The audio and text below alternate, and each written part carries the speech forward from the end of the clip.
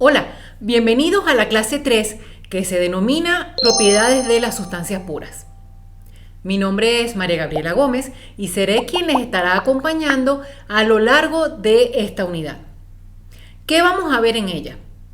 Empezaremos por ver lo que es la ley cero de la termodinámica, ley básica y que gobierna la mayoría de los fenómenos que vemos en la naturaleza. Luego procederemos a definir lo que es una propiedad termodinámica y sus dos grandes clasificaciones. Empezaremos a estudiar lo que es la temperatura, de la cual hemos hablado en algunos videos anteriores, y cuáles son sus formas de medición. Seguiremos con las escalas de temperaturas, tanto absolutas como relativas, las diferencias entre ellas. Veremos cuáles son los factores de conversión que nos permiten llevar la temperatura de una unidad a otra. Y también hacer la salvedad en el caso en el que la temperatura no es una cantidad fundamental, sino una cantidad derivada. Veremos gráficamente en qué se diferencian las escalas de temperatura y por eso podremos entender con facilidad en el caso de las unidades en las cuales está presente la temperatura, pero como cantidad derivada, ¿por qué hacemos la conversión de la manera que lo hacemos? Seguiremos con la presión como variable. La presión, vamos a definir los tipos de presión, presión absoluta, presión relativa, y cómo podemos hacer la conversión entre cada uno de los tipos de presión que podemos encontrar. Luego hablaremos del volumen específico, que es una propiedad que quizás te suene extraña, pero no es más que el inverso de la densidad. Vamos a hablar sobre él, sobre las unidades que normalmente se utilizan para definir las cantidades que medimos en esta variable. Seguidamente hablaremos de las herramientas para la determinación de las propiedades. Dentro de estas herramientas veremos las gráficas, las superficies termodinámicas, las tablas de vapor y las ecuaciones de estado. No vamos a ver todas las ecuaciones de estado, sino las primeras, las más sencillas, porque en otras termodinámicas que trabajan fundamentalmente con ecuaciones de estado, verás en detalle cada una de ellas. Y finalizaremos esta unidad con el estudio de la ecuación de hidrostática o principio de Arquímedes. Antes de empezar, te invito a suscribirte al canal. Para mí sería un enorme placer tenerte entre mis suscriptores. Además de eso, activar la campanita para recibir las notificaciones cada vez que suba un nuevo video para ti. Y si te gusta el video, dale like. Si no te gusta, también es válido que digas no me gusta. Sin más, empecemos.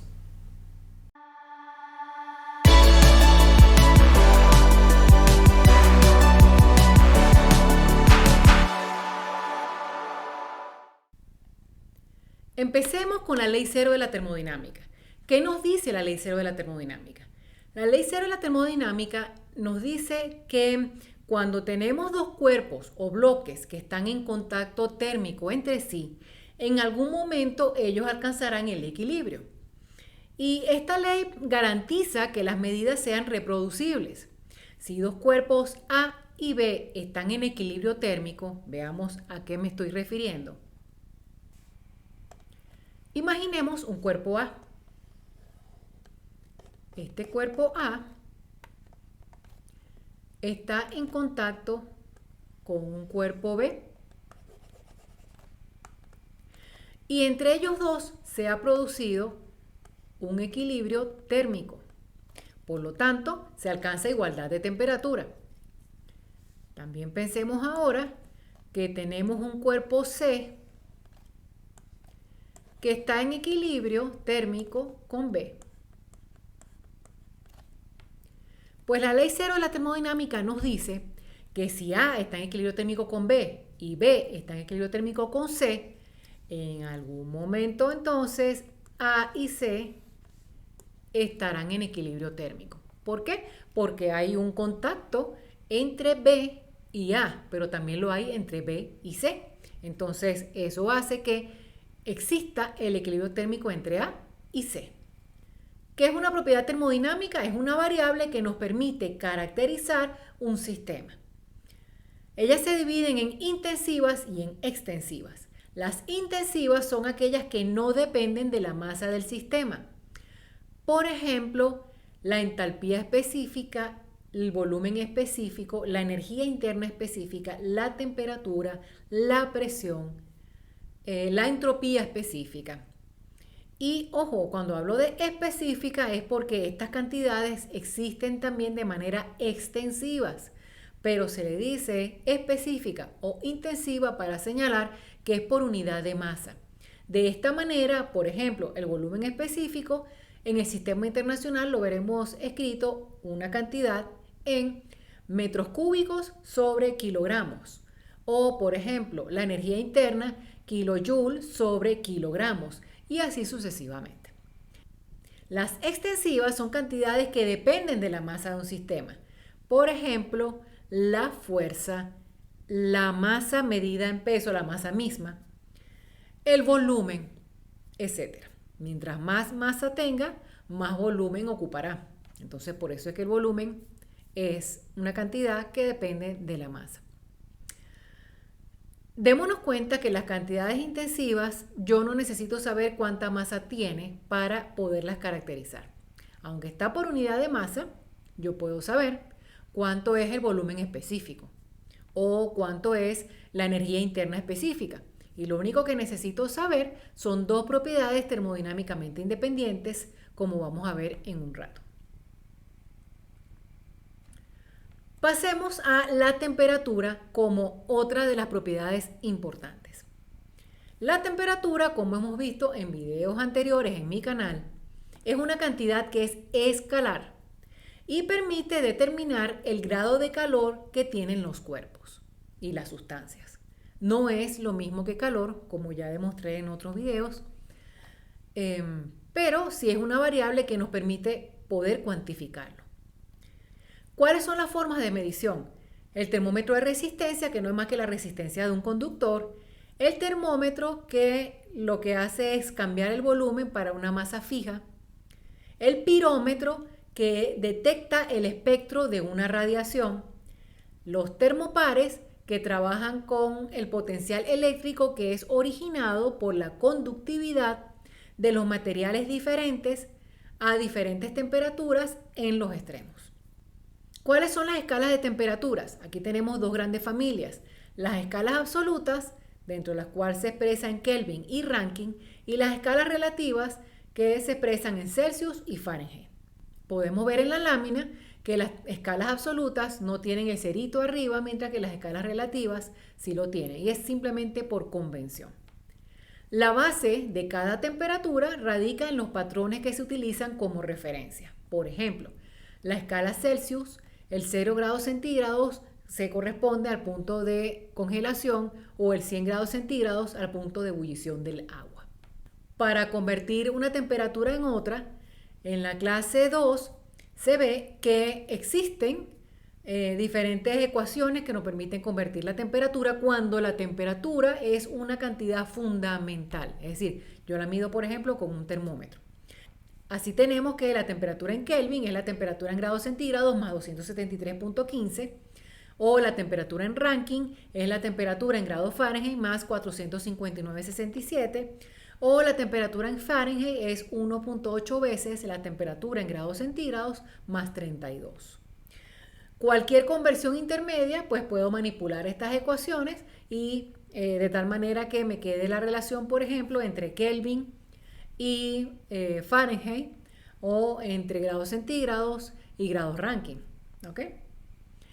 Y acá es importante hacer la distinción de cuando estamos trabajando en conversión de temperatura, si esta temperatura es fundamental o si es derivada, si la cantidad es fundamental o es derivada. Cuando es fundamental se utilizan las relaciones que hemos visto. Cuando la cantidad es derivada, es decir, forma parte de un grupo de unidades, entonces aquí utilizaremos nada más que la amplitud de la escala. ¿Ok? ¿Y cómo es la amplitud de la escala? Bueno, veamos esta gráfica. Esta gráfica nos representa en en el borde superior, la relación entre la temperatura en grados centígrados y en el inferior en Fahrenheit. Podemos ver que si tomamos un delta de 10 grados centígrados y un delta de 10 grados Fahrenheit, el tamaño es mucho más pequeño en grados Fahrenheit. ¿Y cuánto más pequeño? Bueno, yo tendría que ampliar los 10 grados Fahrenheit 1.8 veces para que tuviese la misma longitud o la misma separación en grados centígrados. Y esta amplitud es equivalente a si yo la comparara, por ejemplo, Kelvin y Rankine, o la comparara Kelvin y Fahrenheit, o centígrados y Rankine. ¿Ok? Es decir, lo que pertenece o el grupo de las familias de Kelvin y centígrados es 1.8 veces el grupo de la familia de Rankine y Fahrenheit. Vamos a colocarlo en pizarra. Puedo decir entonces que un Kelvin o 1 grado centígrados es 1.8 veces un Rankine o 1 grados Fahrenheit. Y insisto, esta relación no es para convertir una variable de temperatura que, por ejemplo, pude haber medido con un termómetro, sino cuando la temperatura forma parte de un grupo de unidades como cantidad derivada. Por ejemplo, 50 BTU entre kilogramos grados Kelvin. Esa cantidad no la pude haber medido con un termómetro, porque el termómetro no me va a medir BTU, kilogramos, Kelvin. No, el termómetro me mediría Kelvin, punto. Entonces, como esta cantidad es derivada, lo único que utilizo para convertir las unidades es esto que estamos viendo en pantalla, que estamos viendo en pizarra. ¿Ok?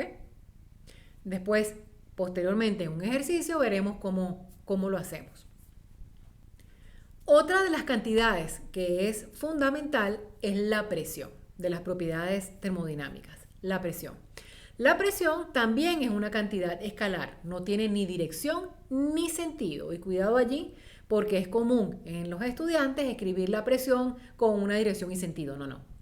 Nosotros cuando hacemos los balances de fuerzas, debemos decir la fuerza que ejerce o producto de que hay una presión de ese lado.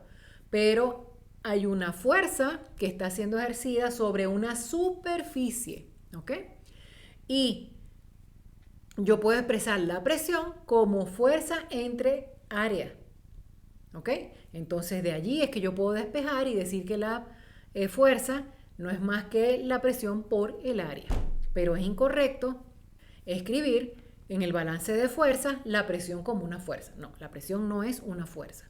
No tiene ni dirección ni sentido. ¿Ok? Pero sí depende de la fuerza. ¿Cuáles son los tipos de presiones que podemos tener? Tenemos presiones absolutas y presiones relativas. Vayámonos a esta escala. La línea naranja se corresponde a la presión atmosférica. Bien. El cero absoluto es nuestra línea verde. Cero absoluto. ¿Ok? El valor que yo pueda medir desde la atmósfera hacia abajo es una presión de vacío, pero es manométrica. ¿Por qué? Porque la estoy midiendo como que el cero de referencia fuera la atmósfera, de allí hacia abajo. Luego, el valor de presión medida desde la atmósfera hacia la línea azul va a ser también un valor manométrico porque estoy tomando como cero de referencia la atmósfera. ¿Ok? Pero ese valor va a ser un valor también de presión manométrica, pero por encima de la atmósfera. ¿Ok? Luego, yo puedo tener los valores de estas presiones expresados con respecto a un cero absoluto. Y ese cero absoluto va, por ejemplo, hasta la línea violeta, será una presión de vacío absoluta. De la misma manera, puedo decir que la línea desde el 0 hasta la línea azul, que corresponde a un valor mayor que la atmósfera porque está encima de la línea naranja, es una presión absoluta, pero mayor que la atmósfera. ¿Ok? Y de esta forma tengo la relación entre todas las presiones. Entonces, así como puedo decir, por ejemplo, para el vacío, que la presión de vacío absoluta, que es la que estoy destacando acá,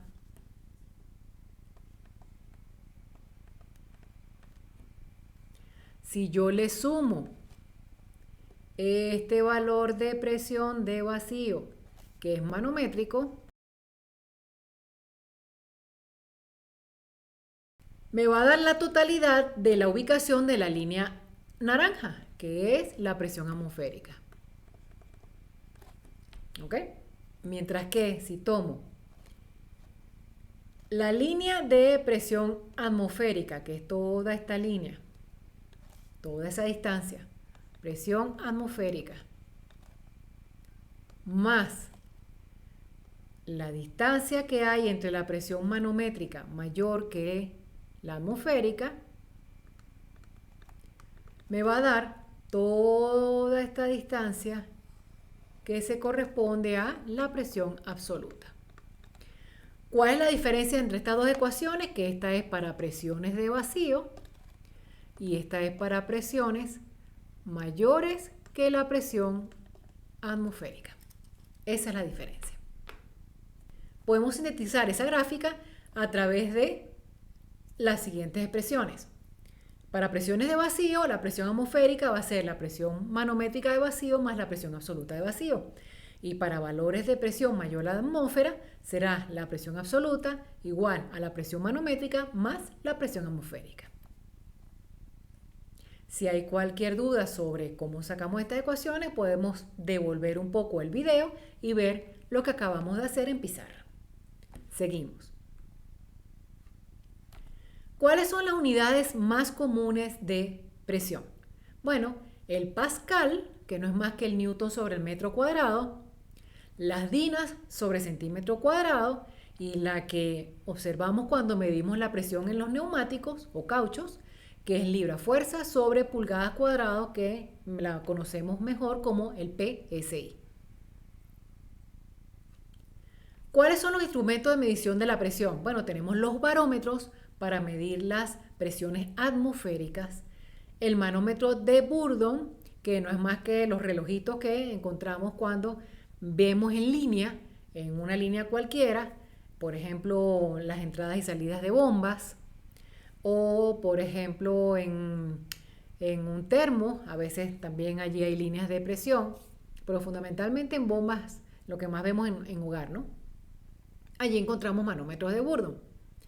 Los manómetros diferenciales, que pueden ser en U, y el nombre los reciben porque la forma es una U. Es un tubo de cristal transparente que permite que un líquido manométrico se pueda expandir y así mida las diferencias de presión.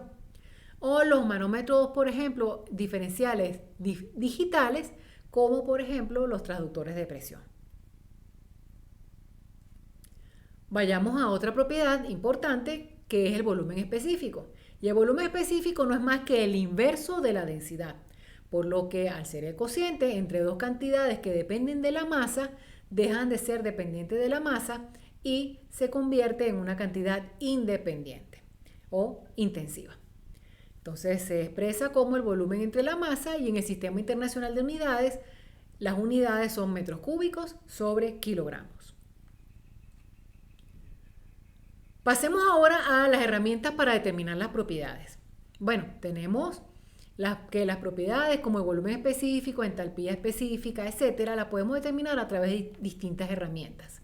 Ellas son los métodos gráficos, entre los cuales están los nomogramas, por ejemplo, las superficies termodinámicas, que están constituidas en cada cara por las relaciones o gráficas obtenidas producto de la experimentación,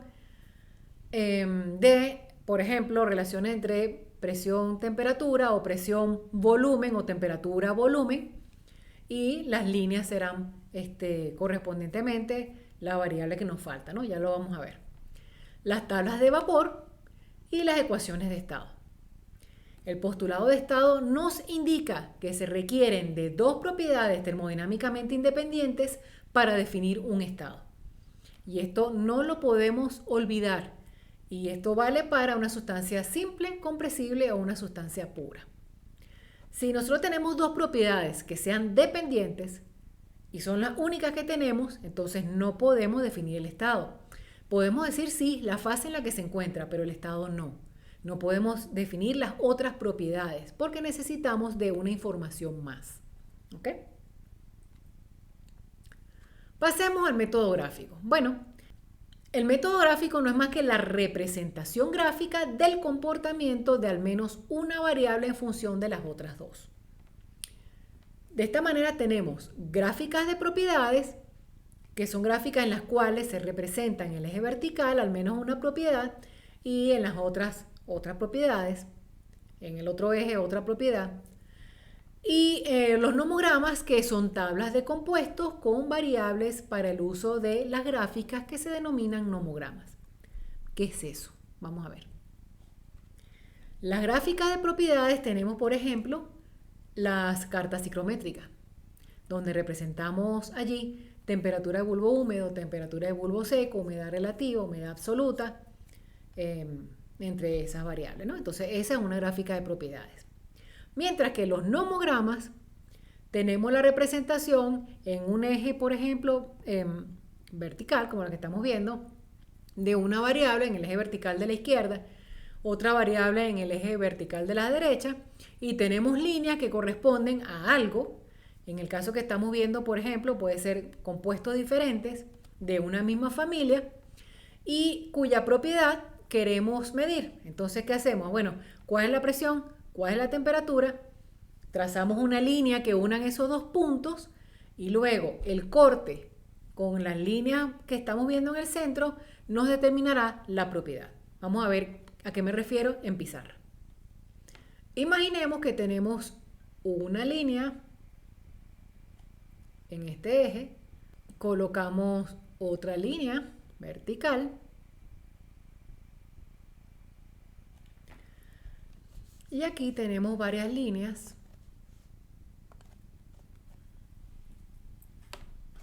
que representan la propiedad. No importa cómo sea, este no es el punto, ¿no?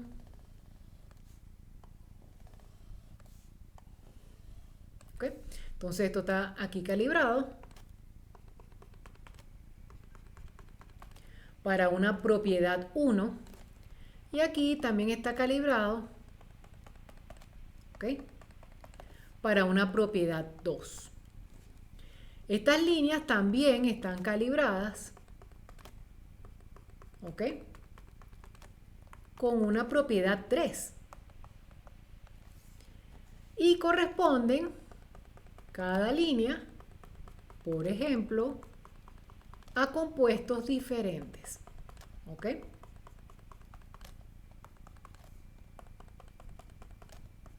Ok. Entonces, este será el compuesto A, compuesto B, compuesto C, compuesto D. ¿Cómo trabajamos? Bueno, supongamos que nos dan un valor de la propiedad 1 y nos dan el valor de la propiedad 2 y queremos saber el valor de la propiedad 3 para el compuesto B. ¿Qué hago? Agarro y trazo una línea entre el punto amarillo en P1 y el punto amarillo en P2. ¿Okay? Trazada la línea, entonces aquí leo cuánto es la propiedad para el compuesto A, cuánto es la propiedad para el compuesto B, cuánto es la propiedad para el compuesto C, cuánto es la propiedad para el compuesto D. ¿Cuál propiedad? La propiedad P3, que está graficada en escala la que sea sobre esas líneas. De esa manera leo la propiedad en los nomogramas. ¿Ok? Y este es un ejemplo de nomograma. No todos son así. ¿Y dónde los aplicamos y dónde los vemos mucho? Por ejemplo, en la industria de petróleo los vemos mucho. donde las líneas corresponden a cortes distintos, por ejemplo, y tenemos presión, temperatura y las viscosidades. ¿Ok? La P3 vendría a ser la viscosidad y luego presión y temperatura. Por supuesto nos tienen que decir o tenemos que saber si se está tratando de un líquido o un gas o qué. ¿Ok? Ok, sigamos.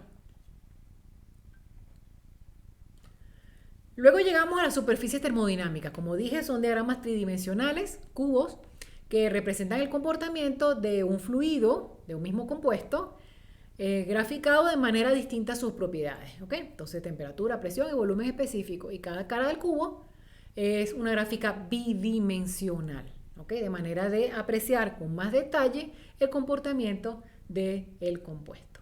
¿Ok? Vamos a pizarra y veamos en detalle a lo que me estoy refiriendo. Tenemos la gráfica presión, temperatura, ¿ok? Donde podemos identificar la línea que se corresponde a sublimación, que es el cambio de fase de sólido a vapor. Luego tenemos la línea de fusión, que se corresponde a sólido, líquido, ¿verdad? De sólido pasamos a líquido. La línea de vaporización, que es de líquido a vapor. Vemos aquí dos líneas de fusión, porque en el caso de las sustancias que se expanden cuando se congelan, la pendiente es de esta manera. Mientras que en el caso de las sustancias que se contraen cuando se congelan, la línea es de esta forma. ¿Ok? Ejemplo de aquellas sustancias que se expanden al congelarse, no es difícil, el agua. Mientras que la mayoría de los compuestos se contraen cuando se congelan. ¿Ok? Este puntito que está aquí se conoce como el punto triple y es el punto en el cual coexisten tres fases en equilibrio. Este puntito que tenemos aquí se corresponde al punto crítico. ¿Y qué es el punto crítico? Veamos en otra gráfica. Importante acá ver que solamente tenemos la representación de presión-temperatura. Volumen específico no lo tenemos, por lo tanto la gráfica no nos da información sobre el volumen específico o para relacionar el volumen específico. Y este se conoce como diagrama presión-temperatura. Vamos al diagrama presión-volumen específico. Entonces, tenemos del lado izquierdo, tenemos la zona de líquido comprimido o subenfriado, depende del libro, la denominación que le dé.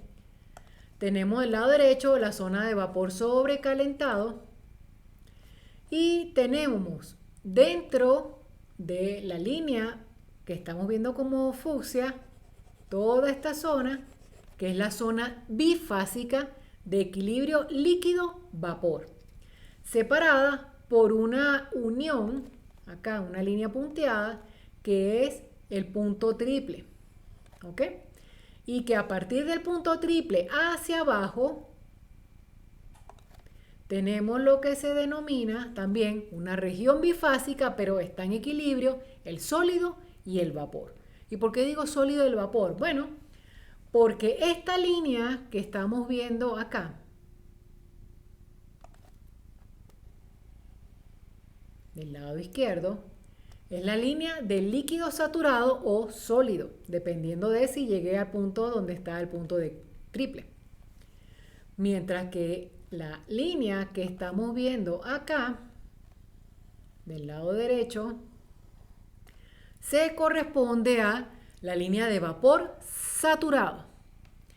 En el vapor saturado desaparece la última gotita de líquido. En la línea de líquido saturado aparece la primera burbuja de gas. ¿Ok?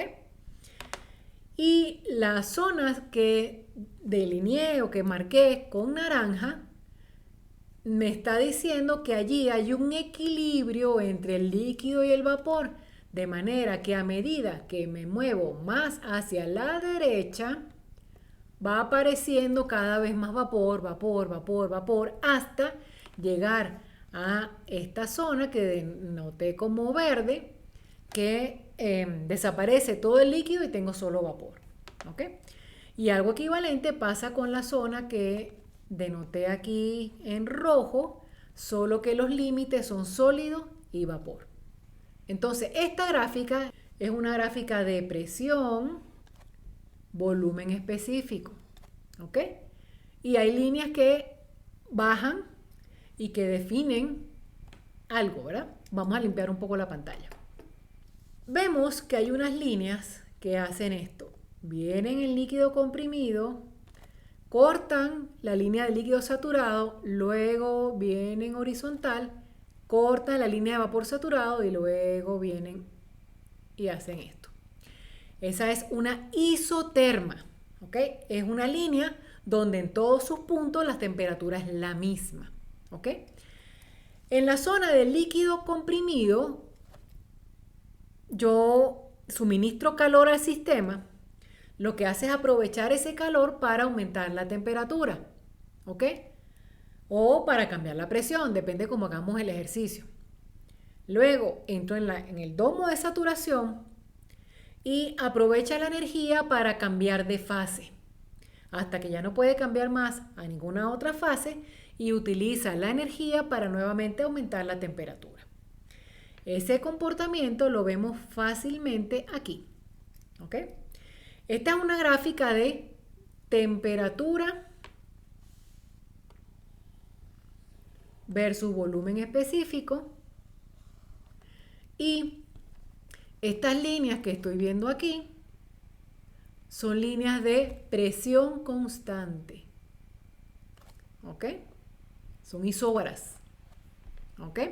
Entonces, en la zona de la izquierda, este experimento lo hago. Tapo mi olla, no dejo que salga masa, empiezo a calentar y regulo la presión para que se mantenga constante. Por ejemplo, una olla de presión, ¿verdad? Pero trato de que ella no escape. La olla de presión tiene un valor de presión y hasta ahí llega, ¿no? Entonces, bueno, lo que hago es que juego con el hecho de mantener la presión constante a través de cambiar el volumen donde está contenido, ¿no? Entonces, utilizo calor para aumentar, ¿qué cosa? La temperatura. Hasta que llega a un punto donde está en equilibrio, empieza a aparecer la primera burbuja de gas y luego se mueve a temperatura constante, ¿verdad? En la línea horizontal. ¿Para qué? Para cambiar de fase. Y luego comienza a aumentar la temperatura, ¿ok? Para asegurar que la presión sea constante, ¿ok? Entonces, interesante, ¿no? Fíjense la diferencia entre la gráfica de temperatura-volumen y la gráfica de presión-volumen. Se parecen mucho, pero la línea que permanece constante, en el caso de presión-volumen, baja, es descendente, luego horizontal, baja. En el caso del diagrama temperatura-volumen constante, la línea sube. Sube, luego horizontal y luego sube. ¿Ok? Las dos gráficas tienen en común la zona, las regiones, tienen en común este punto. Y este punto es el punto crítico. El punto crítico no es más que el punto que permite la unión entre líquido saturado y la línea de vapor saturado. ¿Ok? Entonces ese es el punto crítico. Es característico de cada compuesto. ¿A qué me refiero con esto? El agua tiene un punto crítico, el metano tiene un punto crítico, el oxígeno tiene un punto crítico. Por lo tanto, van a encontrar una tabla donde para cada compuesto aparece el punto crítico, definido como temperatura crítica, presión crítica, volumen crítico. ¿Ok? Pero yo también puedo calcular a través de ecuaciones entalpía crítica, energía interna crítica, todas las propiedades que yo quiera críticas, porque se corresponden a ese punto. ¿Ok? Y bueno, entonces aquí tenemos desglosado lo que vimos como las superficies termodinámicas, las caras de ese cubo. ¿Ok? Fíjense toda la información que nos da. También tenemos una propiedad adicional que no es una propiedad que es medible, pero sí calculable. Y se denomina calidad. ¿Y para qué la definimos? Vayamos a la pizarra de nuevo. La definimos porque cuando caracterizamos lo que está dentro de saturación, nosotros podemos saber con facilidad, por ejemplo, para esta temperatura que tengo aquí, ¿ok? ¿Cuál es el volumen específico de líquido saturado, que se escribe como BF o también BI, lo ven en las tablas, o BL, depende de cada libro, ¿ok? Y tenemos aquí para esa misma temperatura, si bajamos, el volumen específico de vapor saturado, ¿ok?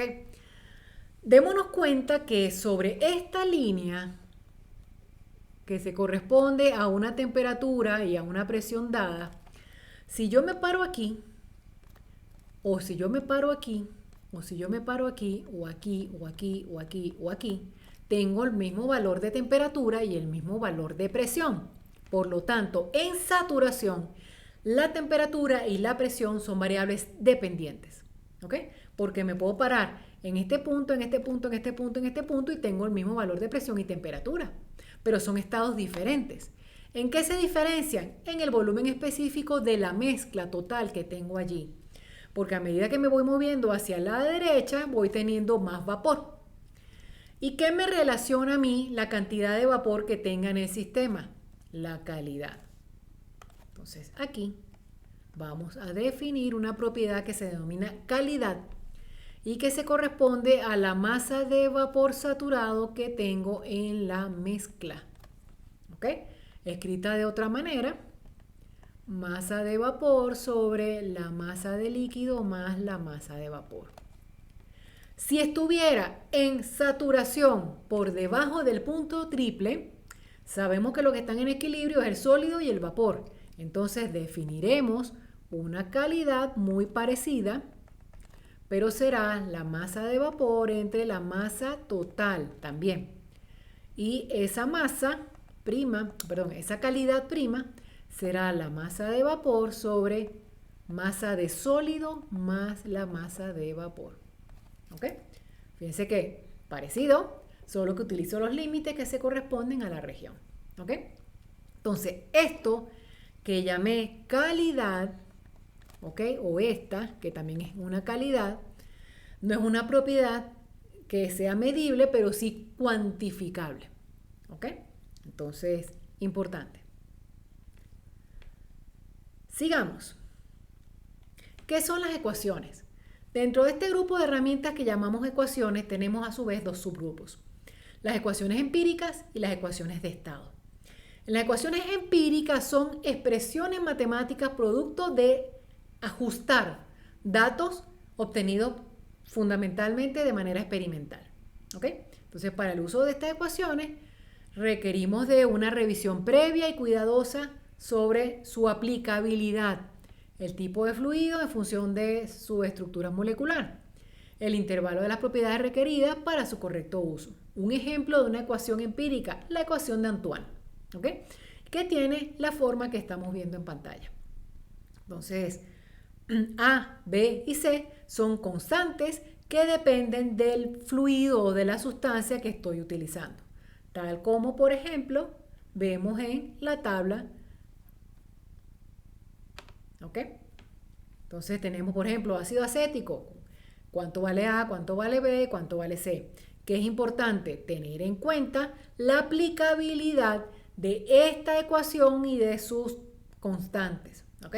Nos dice, mira, eso vale para el rango de temperatura entre tanto y tanto. ¿Ok? Y las unidades tienen que ser Kelvin y milímetro de mercurio. Entonces, cuidado ahí. Luego, como ecuaciones tenemos también las ecuaciones de estado, que no son más que las relaciones entre temperatura, presión y volumen. ¿Ok? La ecuación más sencilla es la ecuación de gas ideal y se escribe como presión por volumen específico, en este caso molar intensivo, ¿verdad? Volumen específico, volumen intensivo, igual a la constante universal de los gases, por ejemplo, en el sistema internacional 8,3144 kJ sobre kilomol Kelvin, por la temperatura en grados Kelvin.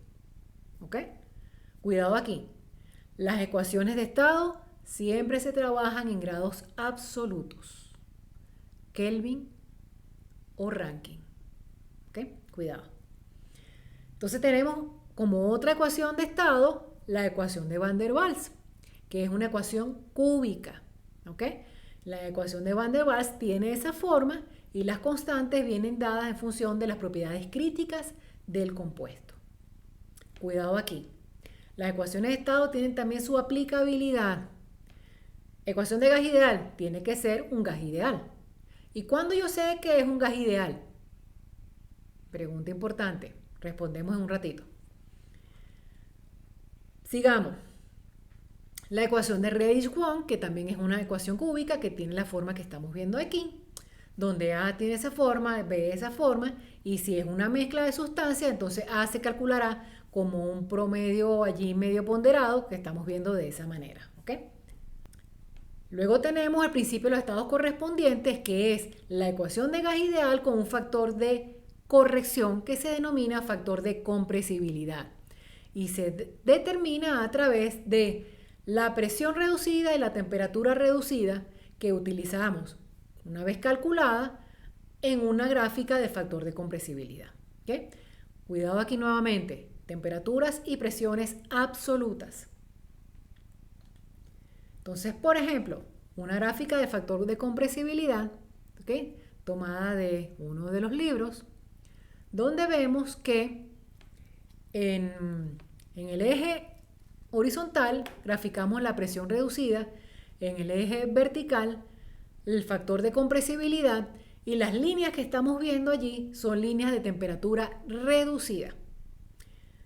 En esa línea estamos viendo un domo, estamos viendo una zona cuyas líneas de temperatura reducida son totalmente verticales. Ese es el domo de saturación, el mismo que habíamos visto que estaba con el punto crítico en el pico arriba. Bueno, ahora lo vemos acostado. ¿Okay? Entonces ese es el diagrama de compresibilidad. ¿Okay?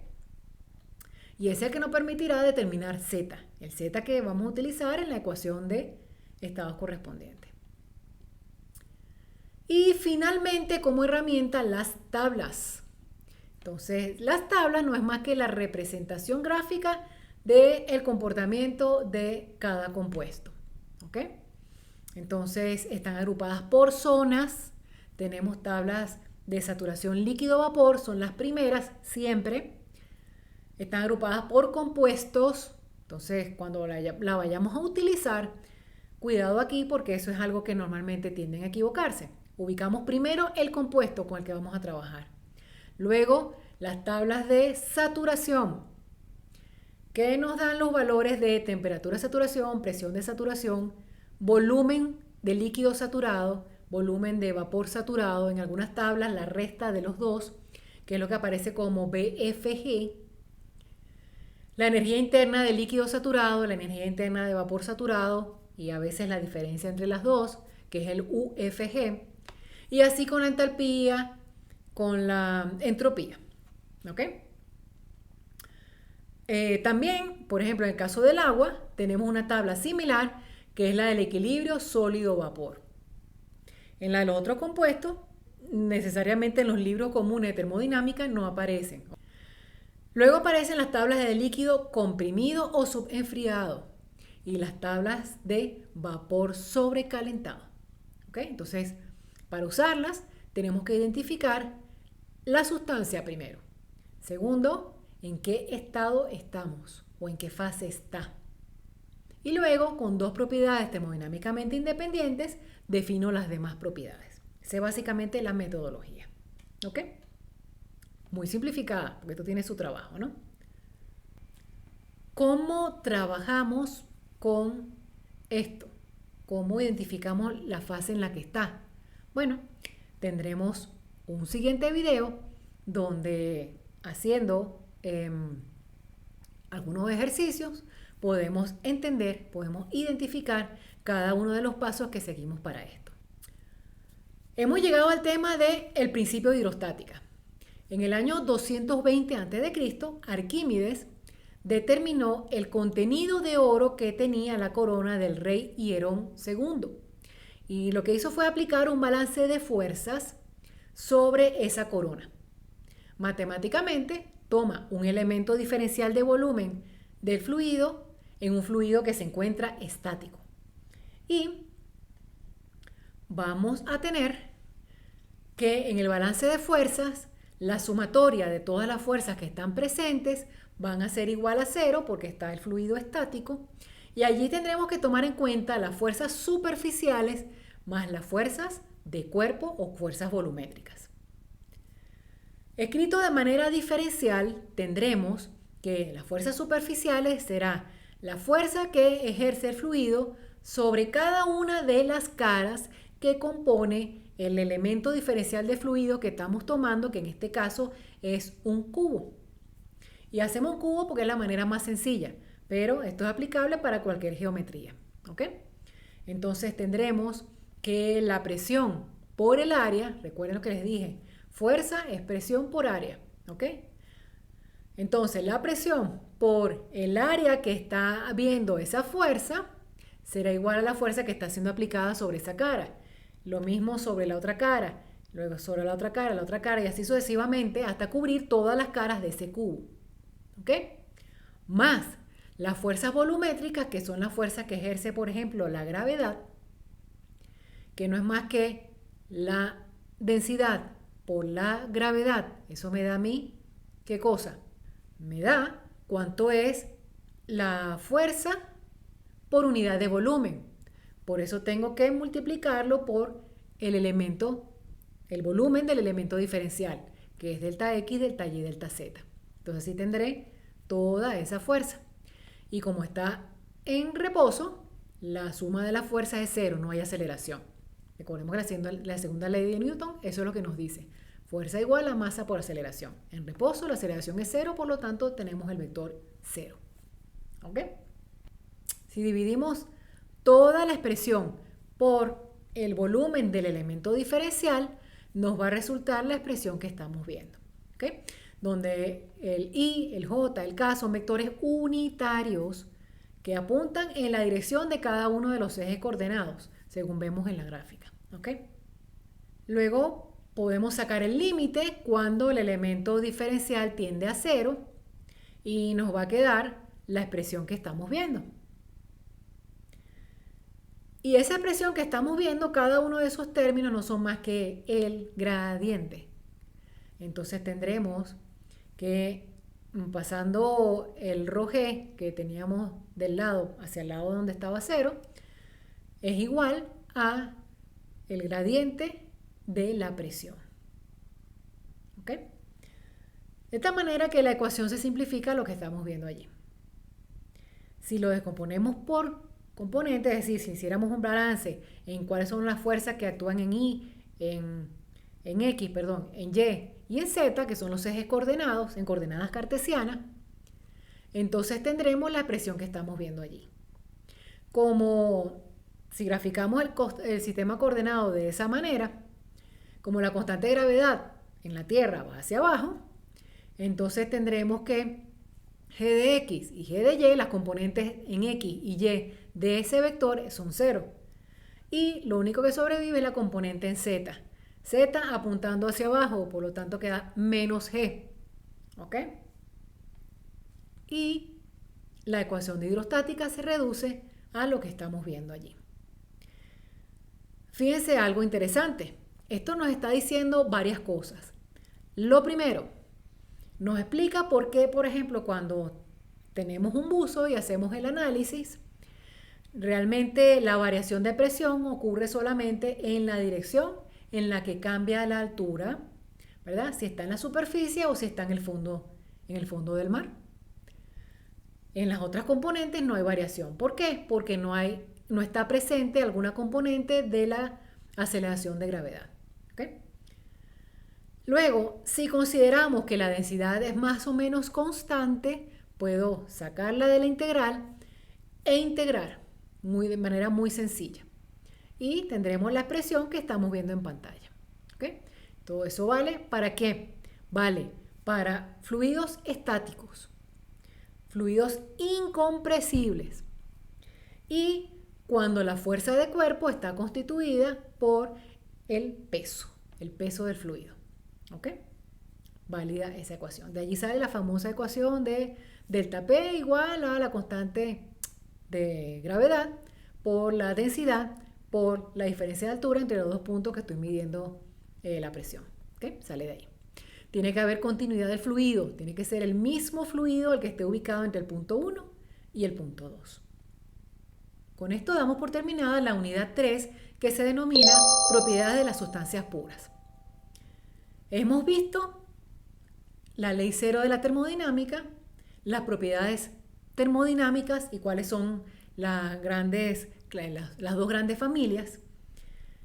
Vimos la temperatura, cómo se mide, las escalas, vimos la presión, cómo se define, las dos grandes escalas que permiten definir la presión, la conversión entre estas escalas, vimos las unidades más comunes, los instrumentos de medición de presión, también vimos el volumen específico, vimos cuáles son las herramientas para determinar las propiedades termodinámicas, hablamos sobre los métodos gráficos, superficies termodinámicas, las tablas y las ecuaciones.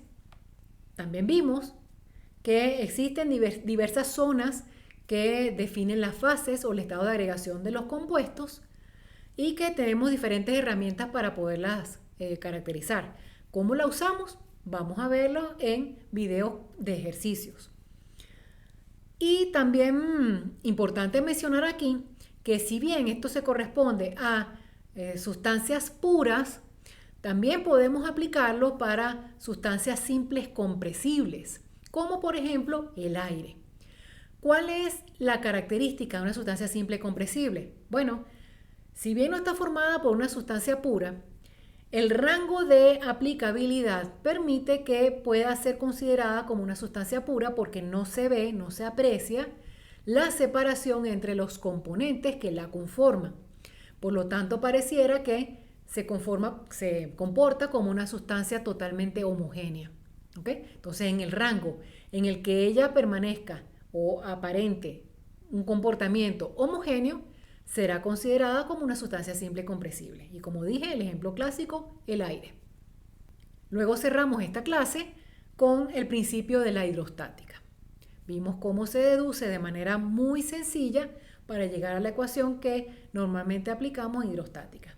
Y que allí tienen que tener en mente, para resolver cualquier ejercicio, las consideraciones que tiene esa ecuación. ¿Cuáles son? Continuidad de fluido, el fluido está estático y la densidad es constante. Si la densidad del fluido que estoy trabajando no es constante, entonces tendré que ir a los pasos previos antes de la integración. Sustituir en la densidad la expresión que me dice cómo cambia la densidad con respecto a el volumen e integrar. En el caso en el que la densidad no sea constante, tendré que irme unos pasos antes de la ecuación final a la que llegamos. Y antes de integrar, sustituir en la expresión de densidad cuál es la variación de ese parámetro con respecto a la altura o a la posición. Se sustituye, se integra ahora sí la expresión y se puede aplicar, ¿okay? Pero teniendo en cuenta las consideraciones de esta ecuación. Antes de finalizar este video, te sugiero suscribirte al canal, darle a la campanita para recibir las notificaciones cada vez que suba un nuevo video para ti. Y para mí es muy importante saber si te gustó. Si te gustó, dale like. Y si no te gustó, también házmelo saber a través de no me gustó. Hasta la próxima clase.